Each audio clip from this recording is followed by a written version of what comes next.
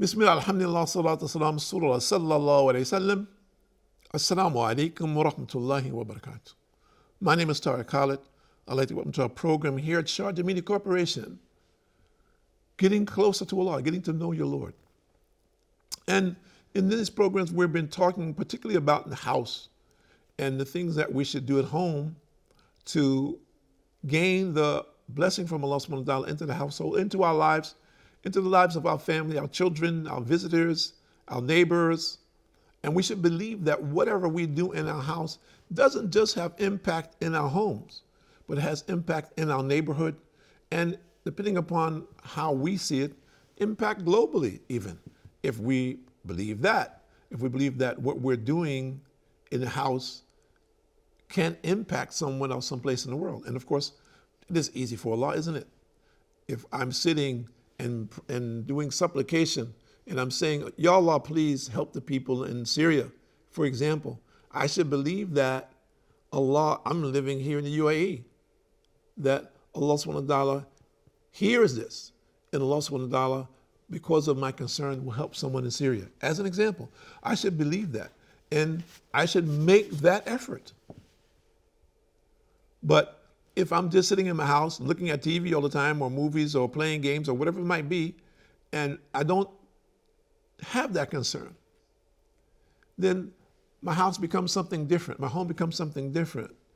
And we're looking at the home becoming just that, a center for the worship of Allah. And from that center being a means and methodology of worshiping Allah subhanahu wa ta'ala, that the essence of this becomes spread. Why? People says, well, how can that be? He says, well, just as you see these screens, for example, I'm here in the UAE, in Sharjah, and there are people all over the globe looking at this simple program. But does Allah need a screen? Does Allah need the technology? No. We need to understand that. Allah doesn't need the technology. Allah can spread His religion as He wants. If I make the intention to ask Allah to help the people wherever they may be in need in the world, then I have to believe that just as this antenna is transmitting signals from here, that Allah will transmit that to other people, and Allah will grant goodness to those people. I should believe that. So part and parcel of being among those who worship Allah subhanahu wa ta'ala, that I should make my home a place of worship. And part of that worship is I should make abundant supplication, first of all, for those who are in my home, those in my neighborhood, those in the family, those outside in my state or my city, my nation, and other nations. Friend and foe. This is what distinguishes us Islamically. Yes, friend and foe. Regardless of what people are doing to make Islam look like a black picture, for lack of a better description. Our concern and the concern of the Prophet Muhammad was for all of humanity, and not just during 1400 years ago, not just during his time, but until the day of judgment. He was sent as the final messenger, prophet for all of mankind until the day of judgment. So when we talk about carrying this banner, then we have to be concerned about friends and foe alike. And this is what should distinguish us, that we're concerned about even the people who identify themselves as our enemies. Because the people who identify themselves as our enemies, with some exceptions, there are people who are ignorant. Yes, they're ignorant. Oh, okay. He says, well, I know somebody, he's a PhD and so and so and so. He's smarter than you, and he knows more than Islam about you, but he's not a Muslim, so why should he be a Muslim and he knows more than you? So he's better than you. Fine. I ask you one question. Very simple. He's smarter than me. He knows more than me. Does he pray to Allah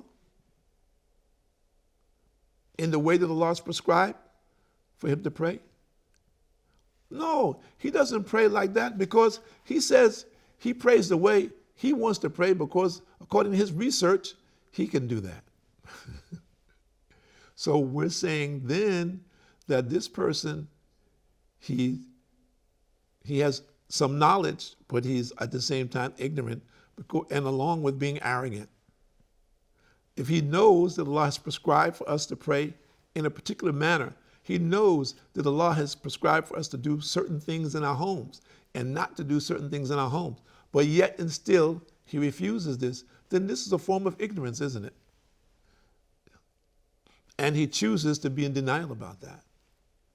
So we're saying even to that person who is the most devout enemy of Islam, and I don't know who that is today.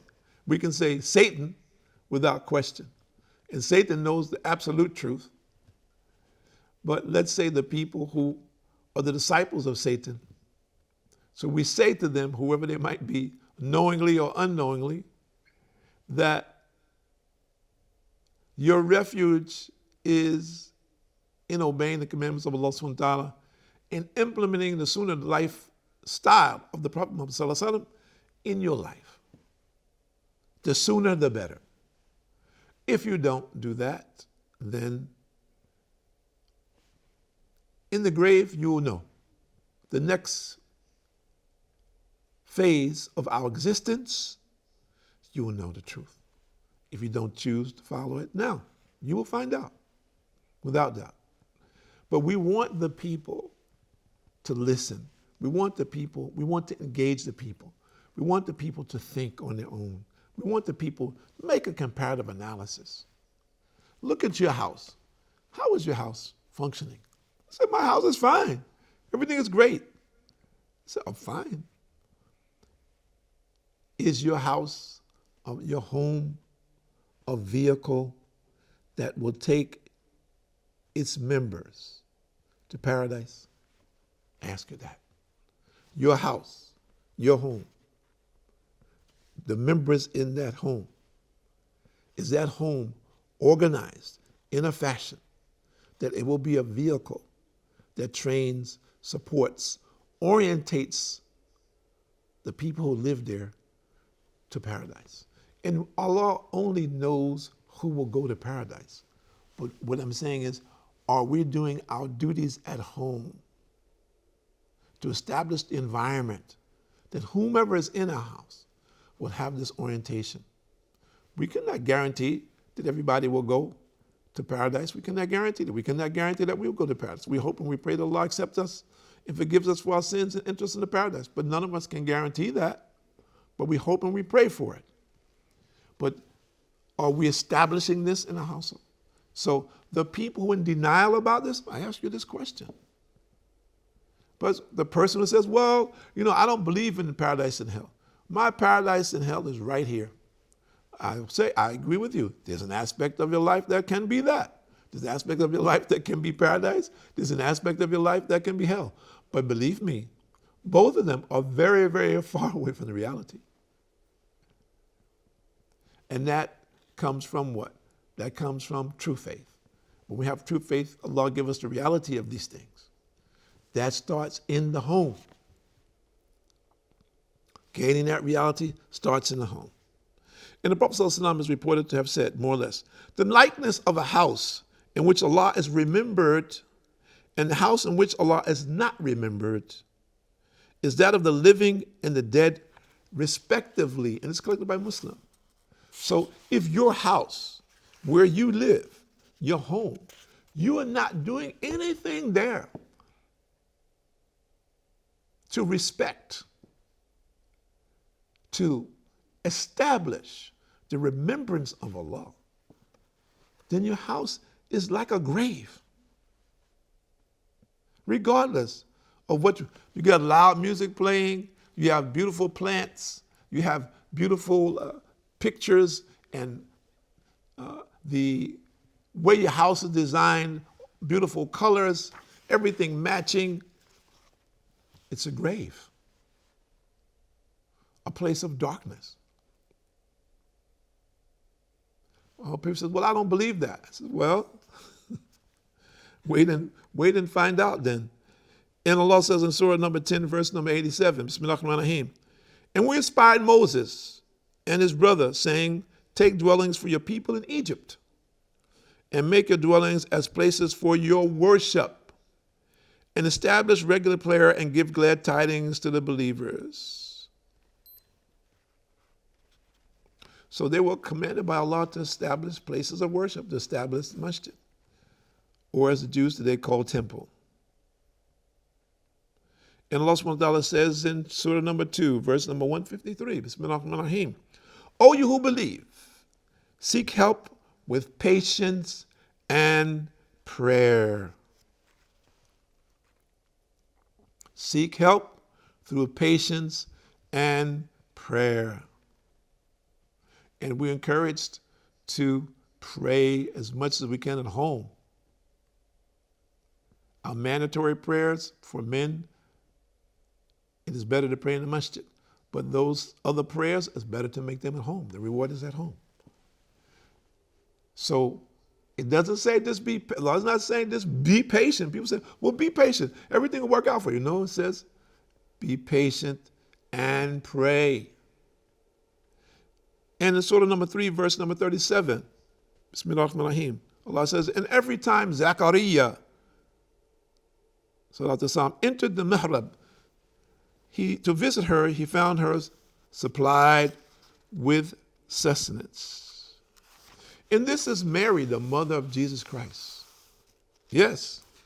And the mihrab is, if you ever go into a masjid, it's a very small nook, okay, where the imam faces, okay, where you see the imam standing. It's very small, okay. And she used to be in that place all the time, praying, remembering Allah, an example, supplicating. And Allah says more or less in the Quran that they found her with fruits out of season. And they asked her, where did these fruits come from? And she said more or less, this is a gift from my Lord. Yes, it is easy for Allah. So Allah gave her food from paradise. She was an extremely pious person. It is easy for Allah. Today, we have planes and ships flying globally, delivering goods from all over the world. So we find here, for example, foods from China, foods from Australia, New Zealand, foods from America, from all over the globe. None of it grows here. And at this time of year, you would never find it. But the people of that time, they knew that this was not possible. And where did this come from? It was very clear and evident for those who wish to see. And Muslim reported from the side that the Prophet ﷺ said, more or less, when any of you enters his home and mentions the name of Allah, when he enters and when he eats, the shaitan says, you have no place to stay and nothing to eat here. If he enters and does not mention the name of Allah, when he enters, the Satan says, you have a place to stay. If he does not mention the name of Allah when he eats, the Satan says, you have a place to stay and something to eat. So if we look at this, people say, well, what are you talking about? We believe in Satan, but Satan doesn't have any power. It's true. He doesn't have any power, but he has the power of suggestion. He is our avowed enemy. So when you enter your house, one of the things you should do is you say, Bismillah. In the name of Allah, I enter my house. When you say Bismillah, then the Satan cannot enter your house. Many of us, we invite Satan openly when we eat. And this is what it's saying. We say Bismillah. In the name of Allah, I'm eating. When we're not, then Satan says, oh, we have some food. So you've invited Satan into your house, and it's not just you, made him a guest. He's eating with you. People say, oh, come on, I don't believe that, brother. Come on, this is 2019. It's the 21st century. Come on, I don't believe that. Well, we say to you, try it and see if you see something different in your house. I don't think there are people who don't believe that today or haven't experienced or heard of people who have experienced that they've came into the houses and they felt very strongly that there was some other presence in their house. As an example. And we're not talking about a movie either. Some science fiction movie or thriller, horror movie, whatever you want to call it. No. And I think most people today have heard of this. Whether they have experienced it or not is a separate issue. But if you come into your house and you say Bismillah, then whatever evil force there may be, that which you cannot see, cannot enter. If you pray the second, or better to recite, the second chapter of the Quran, Surah Baqarah, in your house, Satan cannot enter. So someone says, well, and listen to what the Prophet ﷺ said more or less. Do not make your houses graves. The shaitan flees from a house in which Surah Al-Baqarah is recited. And again, the Prophet ﷺ says more or less, and it's collected by a Muslim. Recite Surah Al-Baqarah in your houses, for the shaitan does not enter a house where Surah Al-Baqarah is recited. So people say, well, brother, I don't know about that. I'm not a Muslim, and I don't know what this Surah Al-Baqarah is, and so forth and so on. It says, okay, fine. Well, you're not a Muslim. Try it. Get a Quran and read it and see.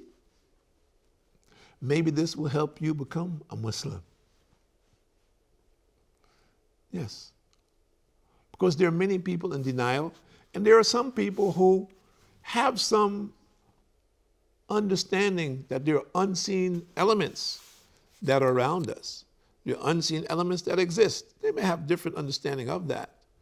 But if you experience in your home, here's one way to get them out.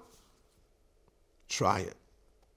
And if you don't believe me, go to a Muslim, go to one of our imams and talk to the imam. And of course, the imam will invite you towards Islam. And he will tell you about those things which impact you or your home negatively from the unseen level. My name is Tariq Khalid. I'd like to thank you for joining us here at Sharjah Media Corporation on Getting to Know Allah, Getting to Know Your Lord.